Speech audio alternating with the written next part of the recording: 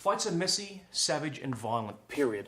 Now, someone sucker punching you in the face or kicking you in the head when you're on the ground can be life-threatening and is brutal beyond imagination. However, when we talk about fighting, what do we think of? Boxing, karate, mixed martial arts like cage and other championship fighting?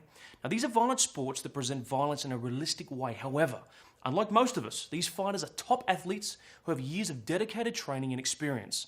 Now, they are some of the world's toughest fighters, and I have no doubt that most of them could survive an unarmed street attack. But remember, competition fights are governed by rules and time, enforced by a referee who can stop the fight. Now try to imagine what would happen if someone without this level of training is attacked at home or is involved in a fight on the street. Maybe there's more than one attacker. There are no rules. We have to do whatever it takes to survive. Now, thugs and criminals by definition don't live by our rules. So we need to train and mentally prepare for this eventuality by thinking outside the ring. Let's be brutally honest.